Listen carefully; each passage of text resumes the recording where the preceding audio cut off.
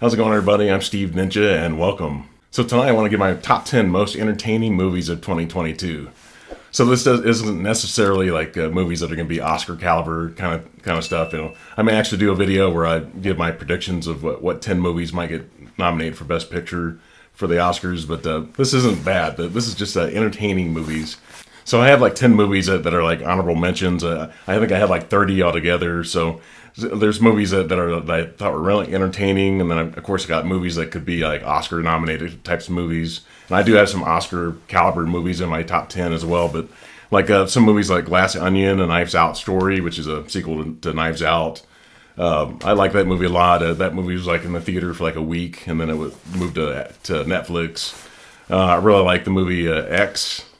Really like this. And I like the movie Pearl as well. I like this a lot more than Pearl. Pearl was pretty good. It wasn't a great horror, but pretty good movie though. I like the movie Watcher. Really liked Violent Night that I saw near the end of the year. I actually saw that twice in the theater, and I also like the Black Phone. I actually have not purchased the Black Phone yet, but I probably will at some point. But also, as far as like Oscar caliber types of movies that didn't make my top 10, movies that probably will get Oscar nominations that I thought were really good, but as far as entertainment value, I didn't love that part of it. But like The Whale, starring Brendan Fraser, I thought he was great in that role. He's from Indianapolis, so of course I'm going to root for that guy. Really love to see him definitely get an Oscar nomination, but possibly get an Oscar win. I think Ralph Fiennes is probably a lot of competition for him. So they haven't announced the Oscar nominations yet, so I don't know if that's going to happen. But The Fabelmans from Steven Spielberg, I thought was really good. I thought Michelle Williams was really great in that movie, but I don't think she even got a Golden Globe nomination, as far as I know. I've looked at the list, and I didn't see her name on there, but correct me if I'm wrong in the comments if she was nominated for that or not. I really like the movie She Said. That's about Harvey Weinstein, all that stuff, the stuff he did over the years that people really didn't like. The Banshees of Inisherin. I thought that was really Colin Farrell. Was it Brendan Gleeson? I think his name is. I thought that was pretty good. Kind of unbelievable, but I'm not going to spoil that necessarily. But and then I saw Babylon last weekend. That movie's crazy. It's like over 3 hours long. I thought they probably could have cut at least like 30 minutes out of that movie to the whole trouble that Margot Robbie's character got into. I thought that was a kind of sidestep there, and it just extended the movie out longer than it really needed to be.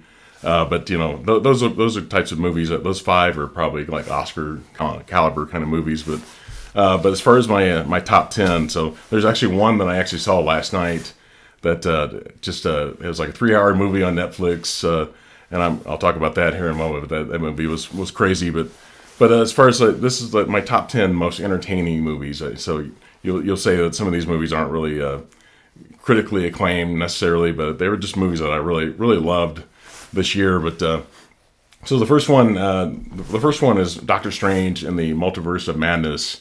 Benedict Cumberbatch, Elizabeth Olsen. And I'm a huge Sam Raimi fan, and I like horror movies as well. I think a lot of people, this is a Marvel movie, but a lot of people didn't like this because of the horror element.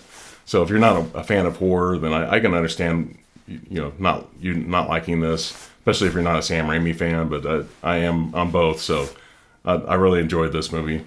Number 9, this is the one that I saw last night, which is people had recommended it to me, and the movie is RRR.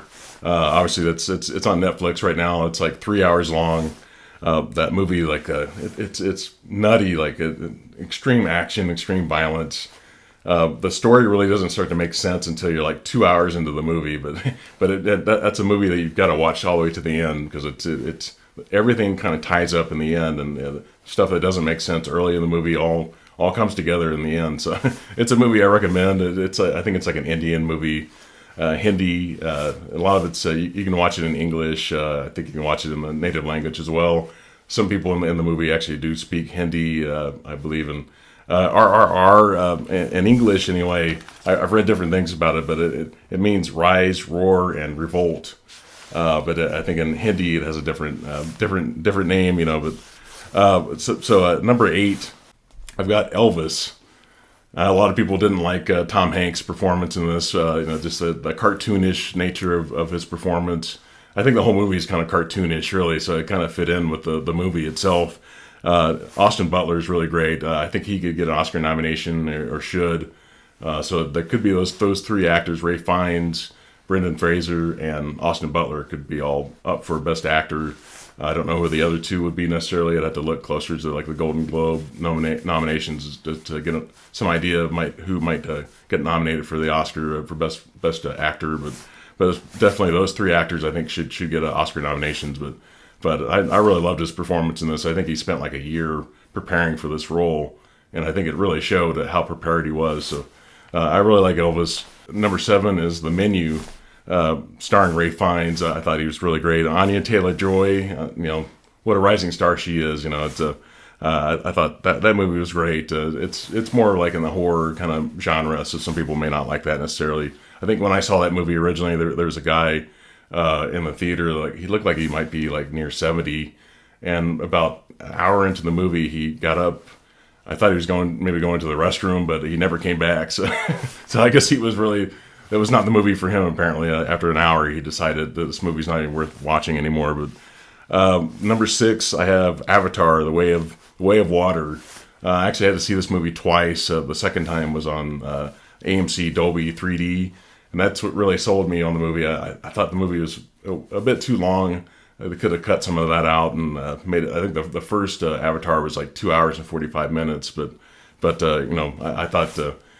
Seeing it the second time, I liked it a lot more. Just a long movie like that. Once you see it the second time, and you know exactly when it's going to end, you can kind of enjoy it a lot more the second time. So that's number 6.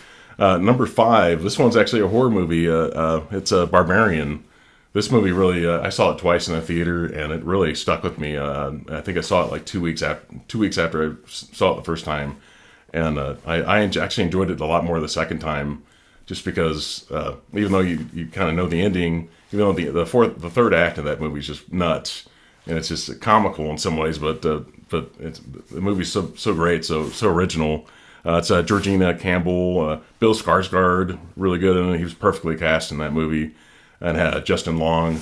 So I really like that movie. It's something that just you think about it after a while, and you think, wow, that really is really good horror. Number 4, this one actually has Bill Skarsgård's brother, and that is The Northman, starring Alexander Skarsgård and also Anya Taylor-Joy.